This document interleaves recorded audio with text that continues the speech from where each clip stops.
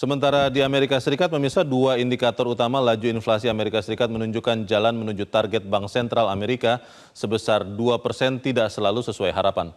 Namun salah satu komponen yaitu kenaikan harga hunian yang selama ini sticky mulai menunjukkan pelemahan. Investor dan pelaku usaha pun menjadi yakin inflasi Amerika Serikat telah terkendali. Informasi selengkapnya dilaporkan tim VOA dari Washington DC, Amerika Serikat. Bursa saham di Wall Street naik turun bersama keluarnya data terbaru seputar inflasi. Indeks harga konsumen yang keluar lebih awal akhirnya naik lebih drastis dibandingkan ekspektasi analis, meski angka secara tahunan turun ke 2,4%. Really, if you look underneath those numbers, the shelter component actually improved dramatically, which bodes well for the future reports, not PCE at the end of this, but next CPI.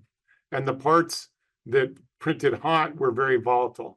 So we actually are more bullish after their report. And that's somewhat reflected. If this was just a bad inflation report and shelter was still high, market would probably be down more like 50, 60 handles or more like a full percent. And it's relatively flat today. So most people are interpreting the way we are. Sementara indeks harga produsen yang memantau harga di tingkat grosir akhirnya tak berubah dibandingkan bulan sebelumnya, membuat kenaikan secara tahunan turun ke angka 1,8%.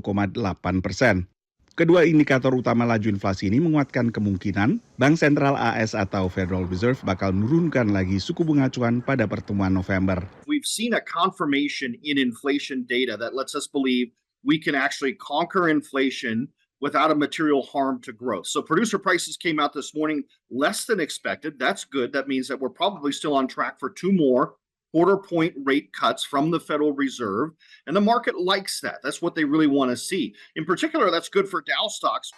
Saham dalam indeks Dow Jones akhirnya meroket, terangkat data soal inflasi dan pemasukan sektor perbankan yang bergairah. Notulen rapat Bank Sentral juga terbit pada pekan yang sama, menunjukkan dukungan bulat bagi penurunan suku bunga acuan yang diputuskan oleh The Fed pada pertemuan September. Dari 12 anggota komite, hanya satu anggota yang menolak. Kepala The Fed Jerome Powell juga menekankan perlunya mencapai suku bunga netral, yang menurut pengamat bukan suku bunga 0% seperti saat pandemi.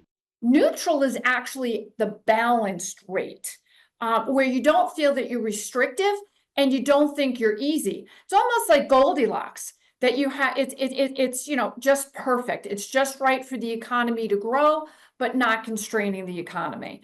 That's also known as R-star. If you ever read about R-star, that really is what they call the neutral rate.